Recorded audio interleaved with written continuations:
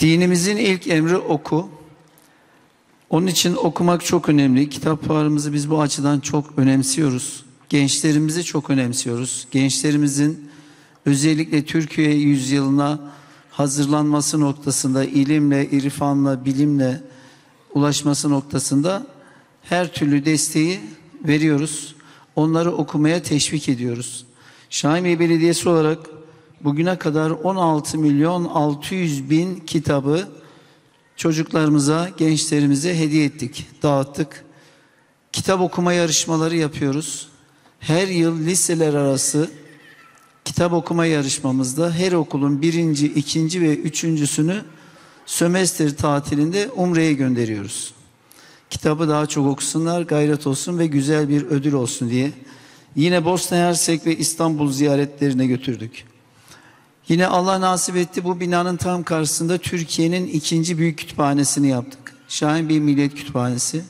Aynı anda 4500 öğrencimiz burada ders çalışabiliyor, kitap okuyabiliyor. Her türlü bilgiye ulaşabiliyor. 7/24 kütüphanemiz açık. Yine mahallelerimize 11 millet kıraathanesi, 21 tane de okullarımıza bakanlığımızla birlikte Z kütüphane yaptık. Gençlerimizi tarihiyle de bütünleştirmek adına Gaziler Diyarı'ndan Şehitler Diyarı'na projemiz kapsamında 253.000 gencimizi uçakla Çanakkale ziyaretine götürüyoruz. Bugün yine bir uçağımız Çanakkale'de, öğrencilerimiz orada. Bunu çok önemsiyoruz çünkü gençlerimizi bir eli geçmişte mazisi, tarihini bilecek, bu vatan toprakları nasıl kazanılmış bilecek. Diğer taraftan da geleceğe, Türkiye yüzyılına hazır olması için ilimle, bilimle destekliyoruz. Teknofest'e katılan gençlerimize destek veriyoruz. Burada Bilim Şahinbey Deneyip atölyelerimiz var ve okullarımıza da bu anlamda destek veriyoruz.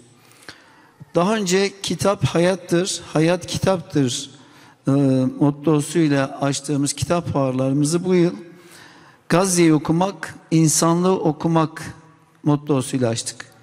Neden bu yıl bunu seçtik? Çünkü 2 yıldan beri Gazze'de gerçekten büyük bir zulüm var.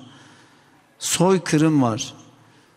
Savaşın da, burada komutanım var, savaşın da bir düsturu vardır. Savaşta kadınlar, çocuklar öldürülmez, yaşlılar öldürülmez.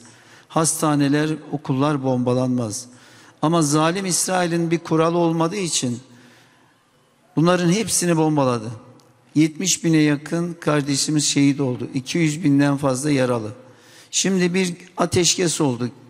Kısmen de olsa onlar bir rahatlık yaşayacak. Ama biz biliyoruz ki İsrail'in sözüne güven olmaz. Onun için biz her zaman hazırlıklı olmak zorundayız. İnşallah ben ümit varım. Rabbim diyor ki la taknatu min rahmetillah. Allah'ın rahmetinden ümit kesmeyiniz. Ben şunu inanıyorum. İnşallah bunun neticesi çok güzel olacak. Bediüzzaman Hazretleri'nde güzel bir sözü var. Diyor ki şu istikbal inkılabatı içinde en yüksek gür sada İslam'ın sadası olacak diyor. İnşallah biz buna inanıyoruz. En yüksek gür sada İslam'ın olacak. Gazze'de de zafer İslam'ın olacak. İnşallah yeniden İslam birliği sağlanacak diyorum. Biz eğitim camiası olarak özellikle Türkiye yüzyılında nesillerimizin daha güçlü bir şekilde yetişmesi, ulaştığımız medeniyet noktasının koruyucu hale gelebilmesi, bunun kalıcı bir hale gelmesi ve daha büyük bir noktaya taşınabilmesi için ancak bu işin okumayla mümkün olduğuna inanıyoruz. Medeniyetimizin ilk emri okuma ve kitabın da mukaddes olduğunu göz önünde bulundurduğumuzda Şahinbey Belediye'mizin yapmış olduğu 9.sunu gerçekleştirdiği ve Türkiye'nin de belki de en büyük çaplı organizasyonlarından biri olan kitap fuarına eğitim camiası olarak da mutlulukla, hatta bugün buradaki kitapların şehrimize yayılan kokusuyla ve bu program kapsamında gelen ülkemizin münevverlerinin çocuklarımızla, öğretmenlerimizle buluşmasının mutluluğunu yaşıyoruz. Kitap fuarımız Gaziantep'imize, medeniyet şehrimize, ülkemize, milletimize hayırlı uğurlu olsun. Ya Allah, bismillah diyelim.